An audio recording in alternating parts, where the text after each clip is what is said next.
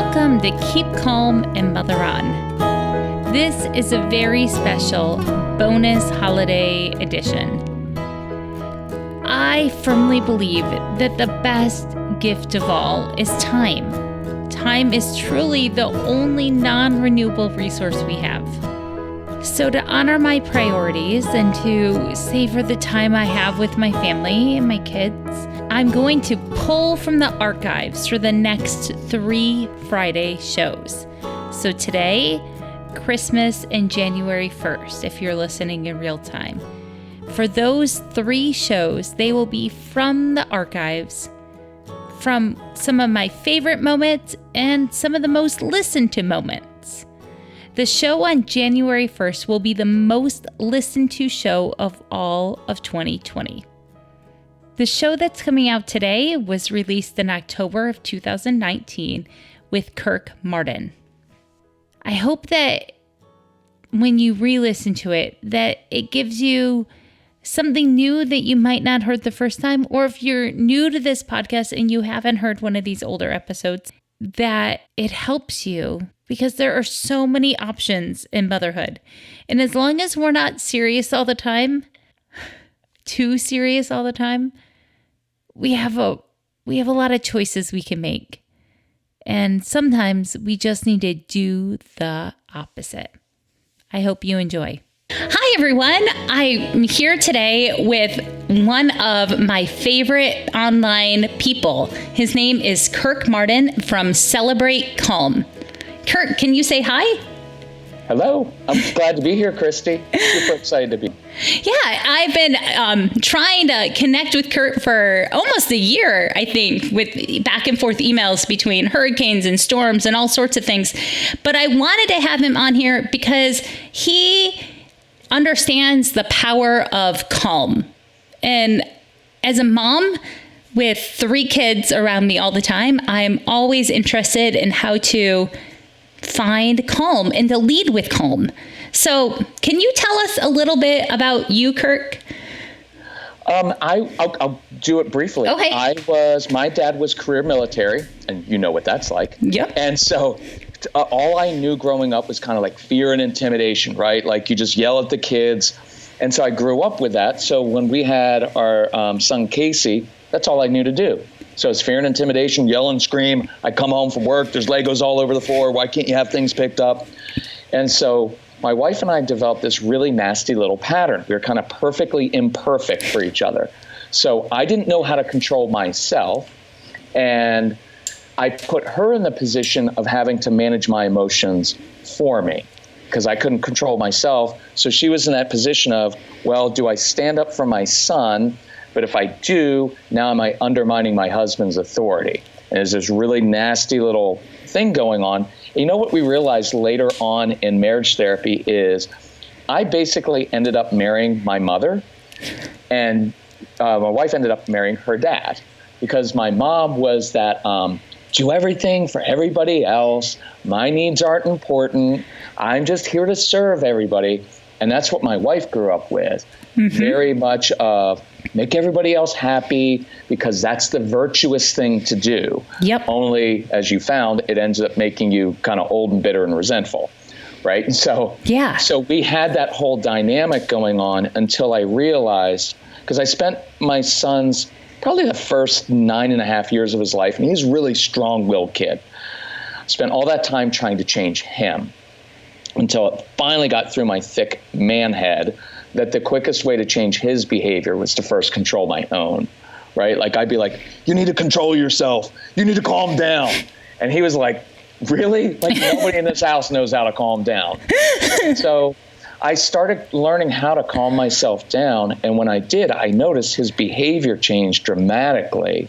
My wife seemed to appreciate the fact that when I came home now, I was bringing calm into the home instead of escalating everything.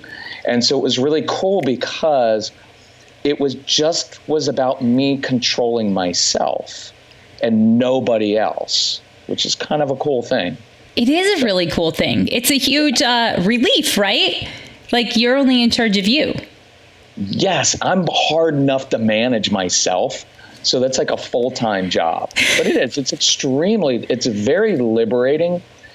And I'm not going to do any politics stuff. But with politics, with everything else, like, I don't feel the need to have to change other people's opinions, to change, you know what I mean? It takes all that stress out of changing other people. And I just focus on, okay, so what's my part in this? How do I change myself? And then it's just, it's so much more peaceful and enjoyable way to live life. Okay. So what made you decide that it was you? Was there like a magic moment, a pill, a book? You know, I'm a fairly introspective guy, especially for a guy. And I used to do these long walks because it's kind of my thing of like how I talk to God. And I'd be like, why'd you give us a son? Like, he's difficult. Like, what? Just change him. And, you know, you get these little things. It doesn't have to be a religious thing, but you get these little insights and these things. And it's kind of like, I kept feeling this thing of like, well, maybe he's made like this on purpose. And what if instead of changing him, you need to change? And I was like, I don't like that idea. Like, easier just to be with change, because then I didn't have to. So I don't remember reading anything. I think it was partly a practical thing, which is all my years of trying to change him and other people never, ever, ever, ever worked. It just made people more frustrated. And so I just started trying it. Like, I'd come home and I just, you know, one of the coolest things I ever did, my stuff is not like brain surgery, but it's like I did the opposite. Right. So one day I was like, well, what I'm doing right now is getting me the opposite result that I want. So I walk in the home and I start barking orders, and nobody does what I say. I try to rush my son to get out the door, and he goes more slowly. So one day I thought, well, what if I just do an experiment and I do the opposite of what I'd normally do? And I remember coming home, and instead of like walking in and started barking, I sat down. And you've probably heard me speak or heard some of our stuff. I do a whole thing on like, just sit down. I think that's the stuff when you, like 10 years ago, I found you online at this point, I think. And it was during one of Adam's deployments, and I had a 3-year-old and a 1-year-old. So they weren't like pushing any limits. They were just being normal kids at that point. Right.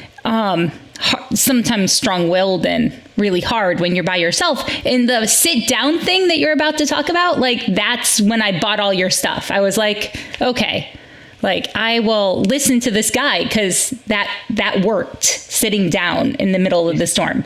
Well, you know what's funny is I didn't really have any other strategies at the time, so I don't even mention that one anymore. But that did, like, you know, I'll give you one we use in our live workshops. So, like, as a mom, your kids are arguing with each other and fighting. It's going to happen every day. So mom can come in, guys, you know what? I buy you all these toys and all these video games. All I'm asking for is a little bit of help around here. And now mom just brought all of her drama and added to their drama, right? But if mom, and this will sound stupid, but it's really cool and it works. If mom were to walk in and like sit or lie down in the middle of the living room floor and like read a magazine or a book or just lay there, I guarantee you the two kids will stop fighting with each other, because they're going to look over like, what are you doing? And now you have an opportunity. You take back control of the situation, not by controlling the children, but by controlling yourself. Because when I come in, guys, all I'm asking for is they know very, very quickly, mom's exhausted, she's tired, she's fed up. Now all we have to do is push her buttons a little bit more and she'll freak and leave the room, right? And so when I came in and I began to sit down, you lie down in the middle of the floor, what I'm communicating is I'm in complete control of myself. My yes is my yes, my no is my no. Like, I'm not going to repeat things 14 times. I'm not going to lecture you. And there was something very grounding about doing that. And part of our background is we invite kids into our home. So we'd have 10, 15 volatile kids in our home at any one time. And what I found that worked really well with them is when I would just control my body posture, they would feed off of it. So if the kids were all out of control in my house, I would go and I'd lay down on the floor. And they would stop what they were doing and look at me. And I would talk in a really even, matter-of-fact voice. And it was magical. I was like, I could yell at them literally all day long, and it really didn't do anything. Yeah, they were Teflon to it. Exactly. And they were like, oh, he'll eventually wear himself out. Yeah, there's the Charlie Brown teacher. They know the wah, wah, wah, wah, wah, wah, wah. Yes, they'll just wait for you. Uh-huh. Yeah, that's every mom, almost, I know this offends moms sometimes, but take the time. The mommy lectures. Kids, it's really important that you learn how I think the martyr mom lecture is passed down from generation to generation. It is, which is so I'm trying to kill it here. If you listen, people, let's kill this together. Well, I have a question for you. I don't think I've ever asked anybody this. Okay. So one of my favorite therapy questions is, how does that serve you? What do you get out? So when a mom's doing that passing down, because it's almost because I know there are dad ones, one more word, young man, that's a dad one. Yeah. You don't have to respect me, but you have to respect my furniture. Yep. For moms, that thing where you're walking in the room, what does it, I've never really asked, what does it do for you? I'm curious. Usually when I get to that point, I don't know what I'm feeling until I say it out loud. Okay. Makes sense. And so it's just emotive thinking. Most of it at this point, when I feel myself doing it, I don't even realize what's triggering me until I see everything around me and I start verbally spewing it. And I do this and I do that. And I'm like, whoa, great. Do you catch yourself? I do catch myself now. Okay. Good for you. That's awesome. Well, we have code words. My kids will invite me to have chips and salsa. Oh, that's one of our... Yes. Code words are the best ever. Or we have, my 6-year-old will use some crazy animal. It changes by the month. It's green rhino or orange hippo, because there was a blog about that for a while. So all of them have a different way to remind me, yo, Mom, you won't let me do this. I won't let you do that. I know, but you're the parent. You get to do that. That's what I always hear. Dads are always like, but I'm the authority figure in the home. And I'm like, but I think the authority figure is supposed to lead and lead by example. Yeah. People around. So I live in this position, right, where my husband is a authority figure in a pretty major way for a bunch of sailors. And yeah, the job of his job is to hold the standard. So parents, remember that you're holding the standard, right? That's the fireable offense for him if he doesn't hold the standard. That's good. Well, so, okay. Well, so you found calm by laying down on the ground and changing your body posture. So did you do other things to feed your calm? How did you know that something had changed, and kept going with this? You know what? I'm a guy. I'm very practical. When I saw my son's response change, right? Because I used to escalate things. Keep it up, young man. Keep it up. You keep that up, you're going to lose. So I was always escalating when he was upset. And he was a pretty emotional kid, like a lot of our kids are. And then I just keep adding emotion to it until he got so upset he would run up to his room, right? So that whole thing, I do this thing a lot now at the live workshops because it's really interesting of the interaction between dad, mom, and the kid. So kid's yelling at his mom, dad freaks out, walks in. How many times have I told you, you don't yell at your mother? Dad sends him off to his room, right? No food, no video games for the rest of the week. Because you're banished. Consequences they can't keep. And so the dad walks away thinking, well, I just stood up for my wife. And the wife's thinking, no, you didn't. You just screwed up the whole night. And now I've got to spend 2 hours up in his room, calming him down, explaining that your dad doesn't hate you. He just has some unresolved issues from childhood, right? And then and then I'm resentful toward my wife because she went up. I wouldn't have to yell at your son if you weren't so soft and let him get away with everything, which is a great way to ruin your marriage too. But there's that whole dynamic, right? Yeah. And so what I learned was, so I began coming home, and Casey was like many of our kids, hold it together all day at school, come home, lose it on mom or whoever's there. And so when I came home, I'd be like, okay, so what's my job now? So I'm supposed to lead, because when I'm yelling, I'm not leading. I'm just barking orders. And so I started doing a thing where I'd come in, and I learned this more at marriage therapy, but Casey, totally get that you're frustrated. Acknowledging like your wife, hey, honey, totally get that you're frustrated. Even if I have no clue what even if you are really overreacting. I just know not to say it now. Don't say it. Just acknowledge it. Just label what you see. That's why I try to teach men, like when they come to the live workshops, I'm like, look, all you have to remember from that one thing is this one phrase, honey, totally get that you're frustrated. And then shut up and don't say another word, and you will be like the world's best husband. Seriously, go send this 30-second clip to your husband. And yeah. So that's the thing I like, is because men will come out to our stuff because it's a man talking about it. And for some reason, guys kind of like our stuff. And so it's good because men tend to need it more than moms do, because moms listen to podcasts and parenting and do. So I would walk in, I'd say, Casey, I can tell you're frustrated. And I'd like hold up a football and I'd go to the backyard and I'd say, hey, when you're ready, if you want to come outside, I'll help you with whatever you're struggling with. Or I'd invite him into the living room and say, hey, I'm going to dump out the Legos. Love to build like a spaceship with you. So what I was doing was I'm de-escalating. I'm acknowledging that he's upset, but then I'm leading him and I'm getting him to move a little bit, and he's following me. And what was cool was he would come and do stuff with me then. And one beautiful part was then we were together, right? Instead of like, go to your room. If you can't use nice tone in the house, go to your room, which is kind of like I'm sending my child away from the very person who has the wisdom and tools to help them, right? Yep. Yeah. You're unattaching yourself from him. Yeah. I'm like, I guess what I was really saying when Casey was little was, I need you to behave, because if you don't behave, I'm not sure I can. Yep. You don't want to see me angry, right? Like I was very needy. And so when I started calming him down, for me, it was very addictive, because I was like, whoa, I was like, I'm a man who just handled a hard situation, right? Like I can do that stuff all day long at work, but in the home, I was like, I don't know how to do this. And now all of a sudden I'm playing catch with my son, or we're sitting building with Legos, and I'm learning to listen. And he's like, Dad, I'm frustrated about this. And I'd be like, yeah, I'd be frustrated too. So what do you want to do differently next time? Because yelling at your mother just makes you're going to lose all your stuff. And I know you don't like doing it.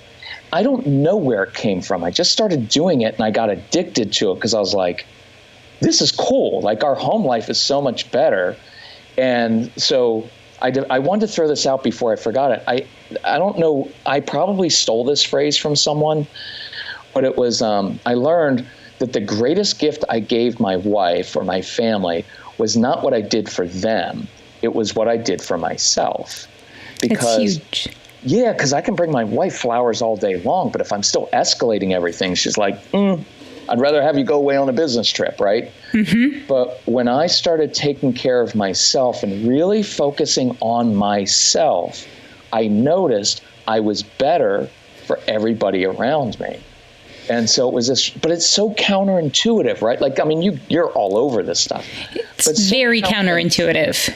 And moms struggle like heck with it because they're like, oh, it sounds so selfish. Yeah. Do it. I'm like, no, it's not at all. Okay, so I will say that I did your 30 Days to Calm program. I think it's changed names or been rebranded to something.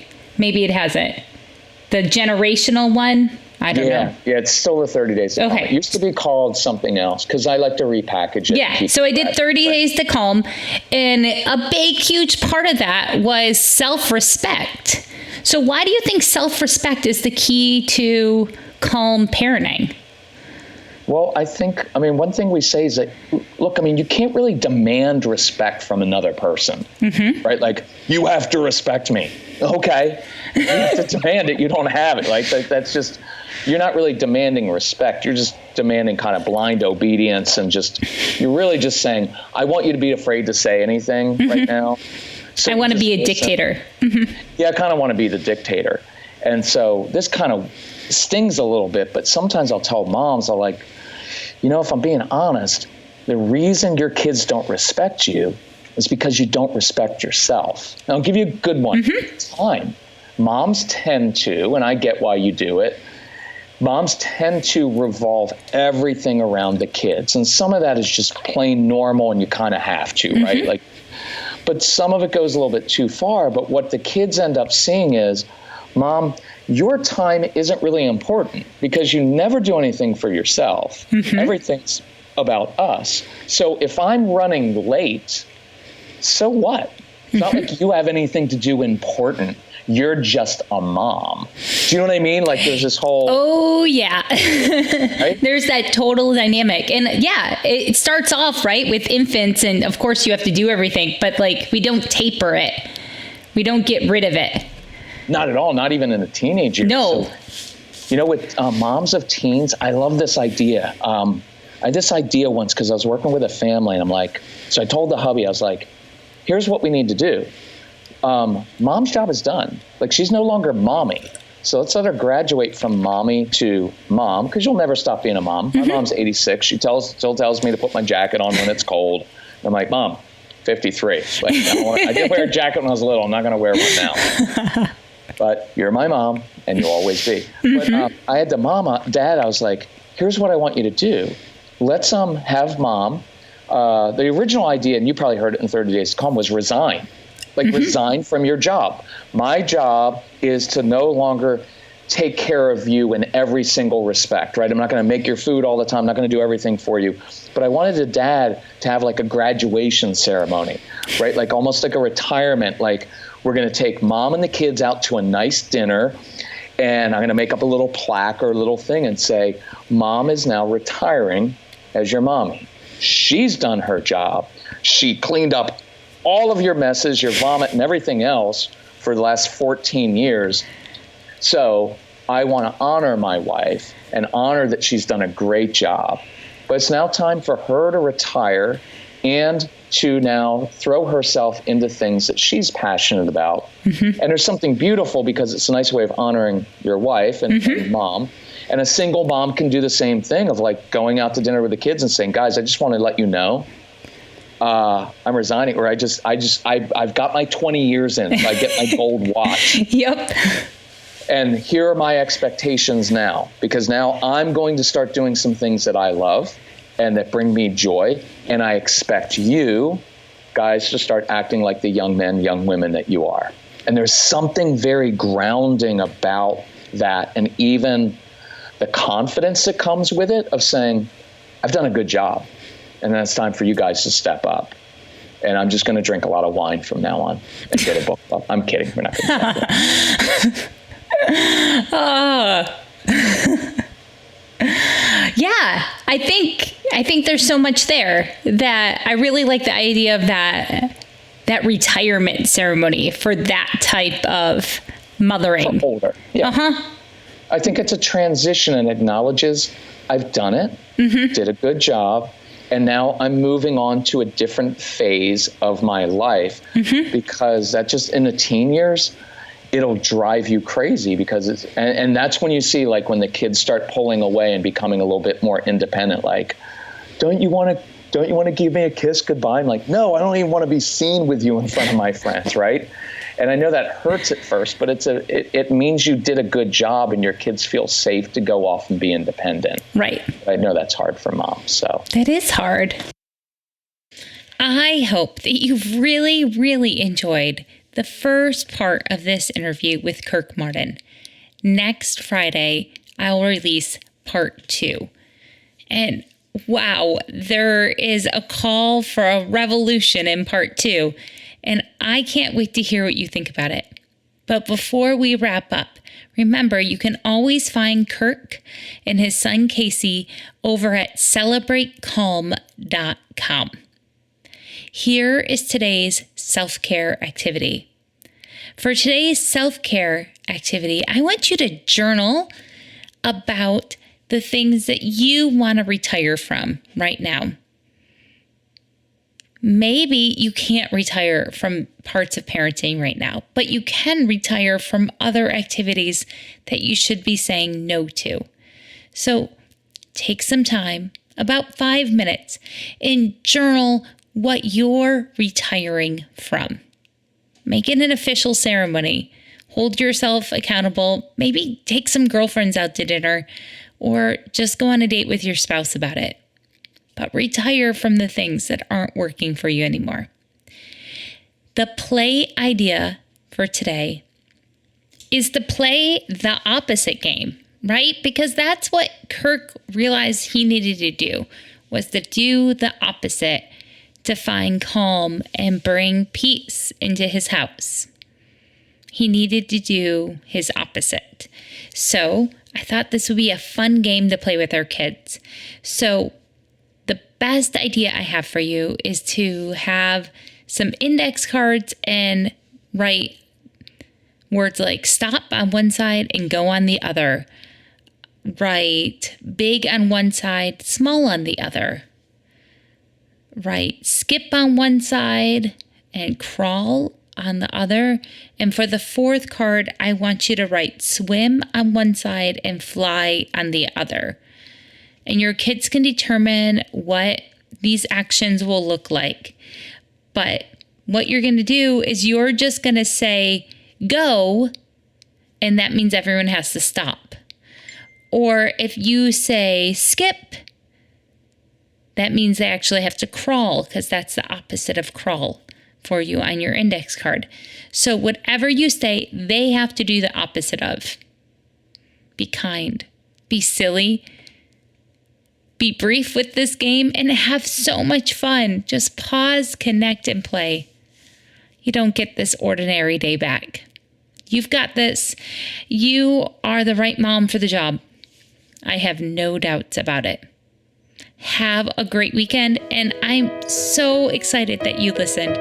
Please continue the conversation with me on Instagram. Go find me at Everyday Runner Christy so we can talk about the nuggets that you found and some things that maybe ruffled your feathers. Can't wait to see you over there. Bye. Yikes! I don't know about you, but I'm really glad that I took the time to re-listen to that show. If you want to, please send me an email and tell me what stood out for you this time listening. Or if it was your first time, I love hearing from you. I still think that you're exactly the right mom for your kids, and your kids are exactly the right kids for you. Now, I'm going to go enjoy and give the best gift of all, my time, to my family. Bye, everyone.